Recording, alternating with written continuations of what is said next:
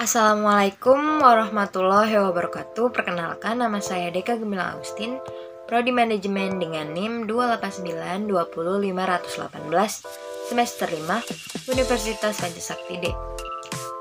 Untuk mata kuliah Pasar Uang dan Modal dengan dosen pengampu Ibu Hani Ari Rahmani, MPD. Di sini saya akan mempresentasikan mengenai analisis faktor-faktor yang mempengaruhi manajemen investasi, reksadana, dan portofolio pada pasar modal. Untuk tugas tengah semester saya, berikut ini penjelasannya. Pokok pembahasan. Yang pertama, pengertian dan fungsi pasar keuangan. Yang kedua, pengertian dan instrumen pasar uang. Yang ketiga, pengertian dan instrumen pasar modal. Yang keempat, perkembangan pasar modal di Indonesia. Yang kelima, sekuritas yang diperdagangkan di BIE dan mekanisme perdagangannya. Yang keenam, penilaian saham dan analisis fundamental, analisis teknikal. Yang ketujuh, teori pasar modal dan pembentukan portofolio. Pengertian pasar uang.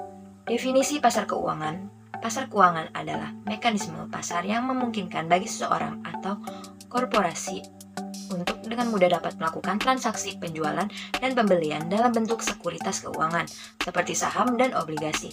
Dalam sekuritas komoditas dimungkinkan dapat melakukan pembelian dan penjualan awal atas produk-produk sumber alam seperti produk pertanian dan pertambangan dan lain sebagainya. Karakteristik pasar uang. Yang pertama ada lokasi abstrak, yang kedua tidak terorganisir, yang ketiga instrumen jangka pendek, yang keempat tujuan jangka pendek, yang kelima tingkat risiko dan nilai manfaat. Fungsi pasar uang. Yang pertama ada sumber pendanaan, yang kedua sarana investasi, yang ketiga melibatkan partisipasi masyarakat, yang keempat menjaga kestabilan perekonomian, yang kelima menjadi fasilitator dan mediator.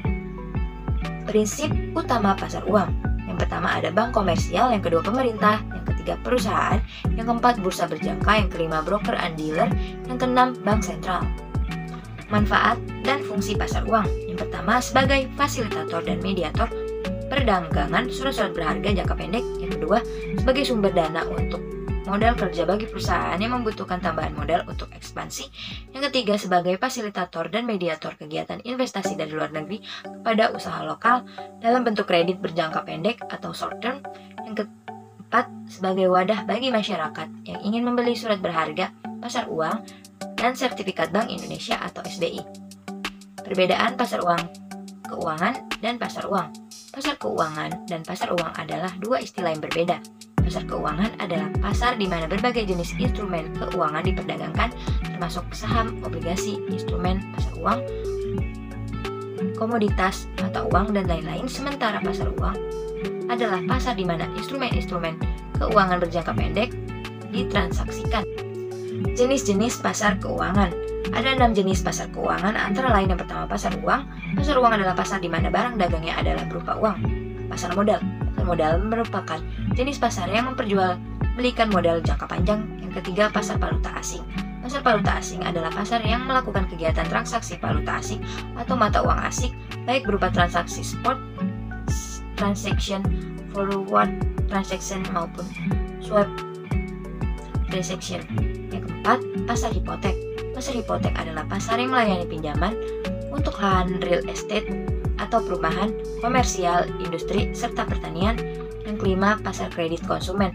Pasar ini merupakan pasar yang melayani pembiayaan, pinjaman, dan pembiayaan konsumen atas suatu produk baik yang berupa barang maupun jasa seperti pembelian mobil, motor, pendidikan, dan bahkan liburan. Yang keenam, pasar komoditas. Pasar komoditas merupakan pasar yang kegiatannya adalah memperjualbelikan barang-barang komoditas tertentu seperti barang-barang pertanian. Bab 2. Pengertian dan instrumen pasar uang. Definisi pasar uang menurut PBI nomor 18 tahun 2016 tentang pasar uang, yakni pasar uang adalah bagian dari sistem keuangan yang bersangkutan dengan kegiatan perdagangan, pinjam-meminjam, atau pendanaan berjangka pendek sampai dengan 1 tahun dalam mata uang rupiah dan valuta asing yang berperan dalam transmisi kebijakan moneter, pencapaian stabilitas sistem keuangan, dan kelancaran sistem pembayaran. Ciri-ciri pasar uang. Yang pertama, pasar uang tidak terikat pada tempat. Yang kedua, tidak terorganisir. Yang ketiga, instrumen jangka pendek. Yang keempat, pasar uang untuk jangka pendek. Yang kelima, imbal hasil dan resiko pasar rendah. Jenis-jenis instrumen pasar uang. Yang pertama ada rekening pasar uang, yang kedua ada dana pasar uang, yang ketiga ada surat berharga komersial, yang keempat ada sertifikat deposit, yang kelima ada transaksi repo atau pihak-pihak menjual sekuritas surat berharga. Karakteristik pasar uang. Yang pertama, menyediakan fasilitas atau jaringan transaksi jual beli aset finansial. Yang kedua, mempertemukan pihak yang memiliki surplus dana dengan pihak yang mengalami defisit. Yang ketiga, transaksi dalam pasar uang sebagian bersifat jangka pendek. Yang keempat, pasar uang juga berfungsi untuk memenuhi kebutuhan dana jangka pendek perusahaan, lembaga keuangan, dan pemerintah, mulai dari overnight sampai dengan jangka waktu jatuh tempo 1 tahun. Yang kelima, pada waktu yang sama, pasar uang menyediakan outlet investasi bagi pihak surplus dana jangka pendek yang ingin memperoleh pendapatan atas dana yang belum terpakai.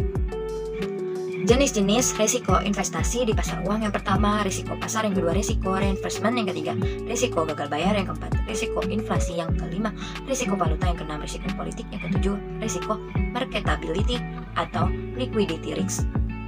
Instrumen surat berharga pasar uang. Yang pertama ada treasury bill. Yang kedua ada commercial paper. Yang ketiga ada negotiable certificate of deposit. Yang keempat ada bankers acceptance. Yang kelima ada bill of exchange. Yang keenam ada repurchase agreement. Yang ketujuh ada sertifikat Bank Indonesia atau SBI. Yang ke-8 ada surat berharga pasar uang. Yang ke-9 ada call money. Kelebihan instrumen pasar uang. Yang pertama ada pergerakan nilai cukup stabil. Yang kedua, bisa berinvestasi di mana saja. Yang ketiga, menawarkan tingkat likuiditas tinggi. Yang keempat, bebas dari biaya pembelian atau penjualan. Yang kelima, investasi dimulai dari 10.000. Kekurangan instrumen pasar uang. Yang pertama, risiko pasar. Risiko ini lebih berkaitan erat dengan kenaikan tingkat bunga, mengakibatkan investor mengalami capital loss. Yang kedua, risiko inflasi. Pemberi pinjaman menghadapi kemungkinan naiknya harga-harga barang dan jasa yang memoranda daya beli atas pendapatan yang diterimanya. Yang ketiga, risiko gagal bayar. Risiko ini khususnya dihadapi oleh instrumen pasar uang yang mengalokasikan terlalu banyak dana kelolaan pada obligasi korporat. Yang keempat, risiko valuta. Risiko akan terjadi jika adanya perubahan yang tidak menguntungkan terhadap kurs mata uang asing. Yang kelima, risiko politik. Risiko ini nantinya akan berkaitan dengan perubahan undang-undang atau peraturan pemerintah terkait instrumen pasar uang. Pasar modal. Pasar modal yaitu sebagai suatu kegiatan yang bersangkutan dengan penawaran umum dan perdagangan efek. Pasar modal merupakan pasar yang beberapa instrumen keuangan jangka panjang yang bisa diperjualbelikan dalam bentuk utang ataupun modal sendiri. Pasar modal berfungsi sebagai lembaga intermediaris karena pasar modal dapat menghubungkan pihak yang membutuhkan dana dengan cara memperjualbelikan sekuritas. Pasar modal juga dapat mendorong terciptanya alokasi dana yang efisien. Pasar sekunder. Pasar sekunder merupakan tempat perdagangan atau jual beli sekuritas oleh dana antar investor setelah sekuritas emiten dijual di pasar perdana. Perdagangan di pasar sekunder dapat dilakukan di dua jenis pasar, yaitu pasar lelang dan pasar negosiasi. Sekuritas di pasar ekuitas. Sekuritas yang diperdagangkan di pasar bersifat ekuitas adalah saham biasa, saham preferen, bukti raih, dan waran. Setelah diterbitkan oleh perusahaan, sekuritas ekuitas dapat diperdagangkan antar investor di bursa efek. Sekuritas di pasar obligasi. Sekuritas yang diperdagangkan di pasar obligasi adalah obligasi perusahaan, obligasi negara, dan obligasi konversi. Obligasi adalah sekuritas yang memuat janji untuk memberikan pembayaran tetap menurut jadwal yang telah ditetapkan. Obligasi menurut penerbitnya dibedakan menjadi dua, yaitu obligasi negara dan obligasi perusahaan. Sekuritas di pasar derivatif. Sekuritas derivatif adalah sebuah sekuritas yang nilainya tergantung pada aset yang mendasarinya. Ada 4 jenis dari sekuritas derivatif, yaitu 1. Kontrak berjangka. Yang kedua, kontrak opsi. Yang ketiga, forward kontrak. Yang keempat, swaps. Menurut Undang-Undang Pasar Modal Nomor 8 Tahun 1995 Pasal 1 Ayat 27, reksadana adalah wadah yang dipergunakan untuk menghimpun dana dari masyarakat pemodal untuk selanjutnya diinvestasikan dalam portofolio efek oleh manajer investasi. Terdapat 3 unsur penting dalam pengertian reksadana.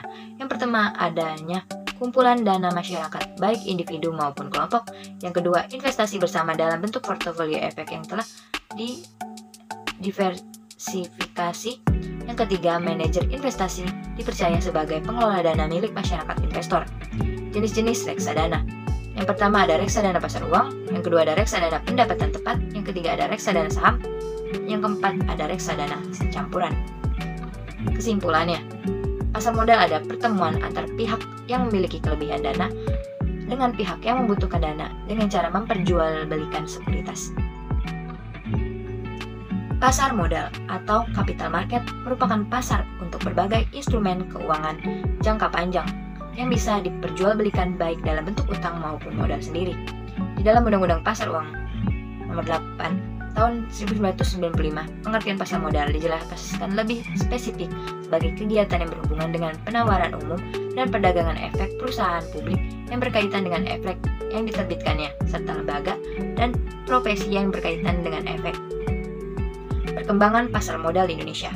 14 Desember 1912, pendirian Bursa Efek pertama di Indonesia. 1914-1918, Bursa Efek di Batavia tutup selama Perang Dunia I. Pada tahun 1921 sampai dengan tahun 1942, Bursa Efek di Jakarta dibuka kembali bersama dibukakannya Bursa Efek di Semarang dan Surabaya. Awal tahun 1939, Bursa Efek di Semarang dan Surabaya ditutup. Pada tahun 1942 sampai dengan 1952, Bursa Efek di Jakarta ditutup selama Perang Dunia Kedua.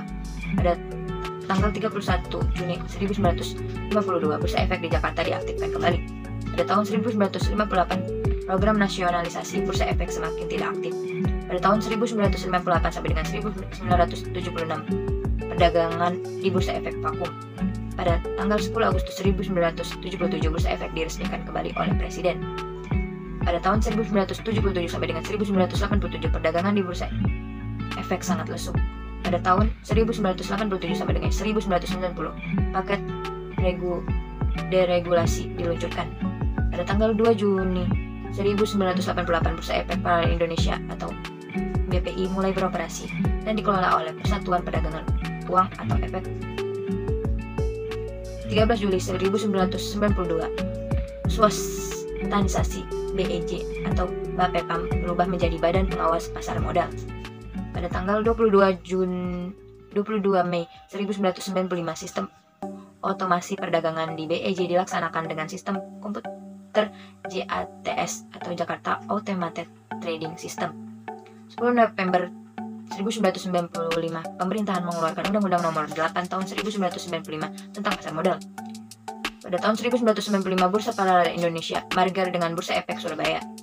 Pada tahun 2000, sistem perdagangan tanpa walkat mulai diaplikasikan di pasar modal Indonesia. Pada tahun 2002, BEJ mulai mengaplikasikan sistem perdagangan jarak jauh. 2007 hingga sekarang, pergabungan BES dan BEJ dan merubah nama menjadi Bursa Efek Indonesia atau BEI. Self Regulatory Organization adalah organisasi yang memiliki kewenangan untuk membuat peraturan yang berhubungan dengan aktivitas usahanya. Bursa Efek, pihak yang menyelenggarakan dan menyediakan sistem atau sarana untuk mempertemukan penawaran jual dan beli efek pihak-pihak lain dengan tujuan memperdagangkan efek antar mereka. Lembaga clearing atau penjamin, pihak yang menyelenggarakan jasa dan clearing dan penjamin transaksi bunga agar terlaksana secara teratur, wajar, dan efisien. Lembaga yang telah mendapat izin dari Bapepam adalah PT KPEI atau PT Clearing Penjamin Efek Indonesia. Lembaga penyimpanan dan penyelesaian, pihak yang menyelenggarakan kegiatan kustodian sentral bagi bank kustodian, perusahaan efek, dan pihak lain. Lembaga yang telah mendapatkan izin dari Bapepam adalah PT KSEI. Peranan pasar modal dalam perekonomian. Yang pertama, menaikkan produktivitas. Yang kedua, memperluas lapangan kerja. Yang ketiga, mencegah terjadinya inflasi. Yang keempat, mencegah terjadinya pengelompokan kapital. Yang kelima, sebagai sumber potensial penerima pajak.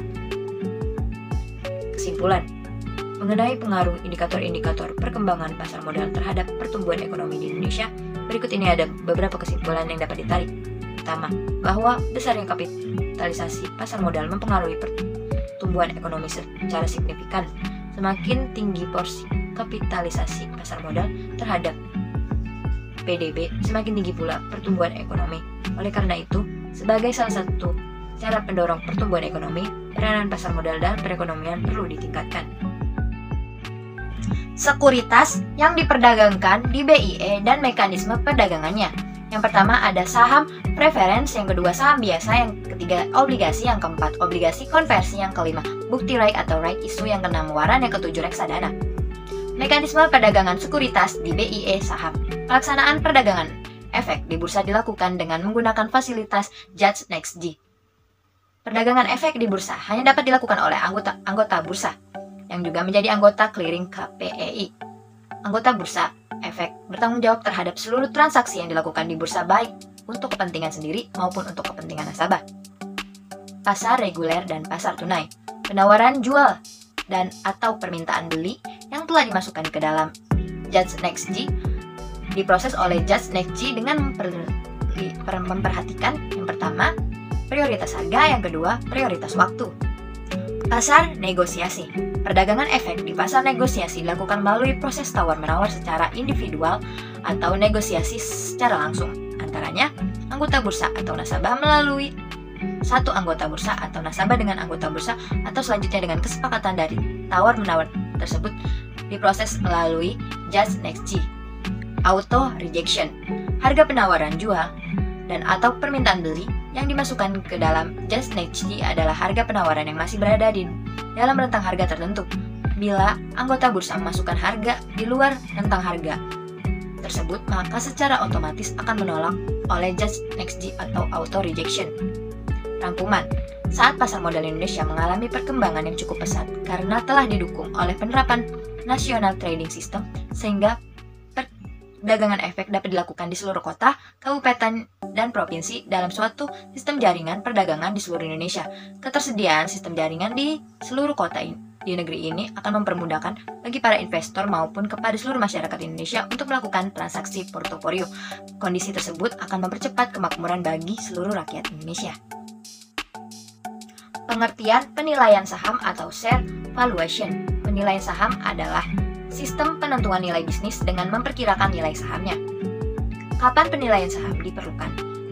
Yang pertama, ketika sebuah bisnis dijual ke bisnis lain. Yang kedua, ketika sebuah bisnis menawarkan sahamnya sebagai jaminan untuk mendapatkan pinjaman. Yang ketiga, ketika perusahaan mengalami merger, demerger, akuisisi, atau rekonstruksi. Yang keempat, saat perusahaan menerapkan Employee Stock Option Plan atau ESOP.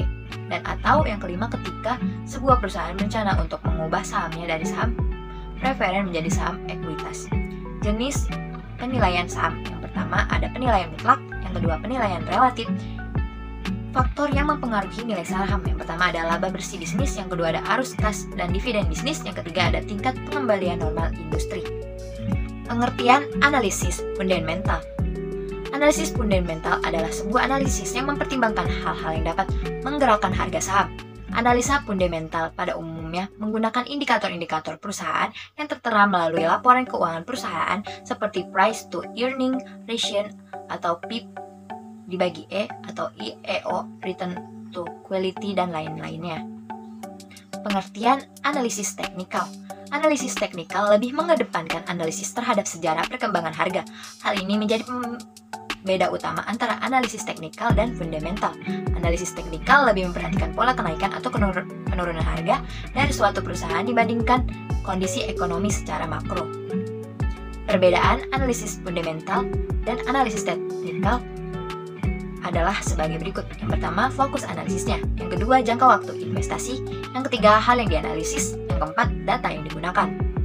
Kesimpulan, belajar analisa dalam saham akan memberikan arahan terkait dengan perusahaan yang dipilih, khususnya bagi Anda yang baru mencoba berinvestasi saham, agar tidak salah pilih perusahaan sehingga terhindar dari kerugian. Teori pasar modal dan pembentukan portofolio. Yang pertama, pengertian pasar modal. Pasar modal adalah sarana bertemunya perusahaan manapun, institusi lain, misalnya pemerintah, yang membutuhkan dana dari masyarakat untuk mengembangkan usaha, ekspansi, penambahan modal kerja, dan lain-lain. Dengan masyarakat yang ingin menginvestasikan dana mereka untuk mendapatkan pendanaan perusahaan dan institusi tersebut, menerbitkan saham dan surat utang. Manfaat pasar modal. Manfaat pasar modal untuk emiten. Yang pertama, jumlah dana yang dapat dihimpun berjumlah besar. Yang kedua, dana tersebut dapat diterima sekaligus pada saat dana selesai. Yang ketiga, tidak ada konvenan sehingga manajemen dalam lebih bebas dalam pengelolaan dana atau perusahaan. Manfaat pasar modal untuk investor. Yang pertama, nilai investasi berkembang mengikuti pertumbuhan ekonomi. Peningkatan tersebut tercermin pada meningkatnya dividen bagi mereka. Yang kedua, harga saham mencapai capital gain. Yang ketiga, memperoleh dividen bagi mereka yang memiliki atau memegang saham dan juga bunga yang mengembang bagi pemegang obligasi. Expected return. Return merupakan tingkat pengembalian hasil yang diperoleh investor dari sejumlah dana yang ingin diinvestasi pada satu periode tertentu. Dua komponen return yaitu terdiri dari yang pertama yield. Yield merupakan komponen pendapatan dari tingkat pengembangan sekuritas. Yield berkaitan dengan arus kas pada harga sekuritas seperti harga beli dan harga pasar saat ini. Rumus yield yaitu DY sama dengan DT dibagi PT dikurang 1. 2. Capital gain atau loss. Return yang diperoleh dari selisih harga beli atau investasi dengan harga jual yang kita akan lihat hanya itu sebagai perubahan harga. Rumusnya yaitu CG dibagi L sama dengan PT dikurang PT1 dibagi PT min 1. Pengertian portofolio secara harfiah. Portofolio adalah sekumpulan surat. Di sini portofolio adalah sekumpulan finansial aset atau surat-surat berharga. Dalam arti yang luas, portofolio bisa diartikan sebagai sekumpulan kesempatan investasi. Kata lain, portofolio adalah pengumpulan atau sekumpulan investasi. Portofolio dibagi menjadi dua. Yang pertama ada portofolio optimal, yang kedua ada portofolio efisien Markowitz.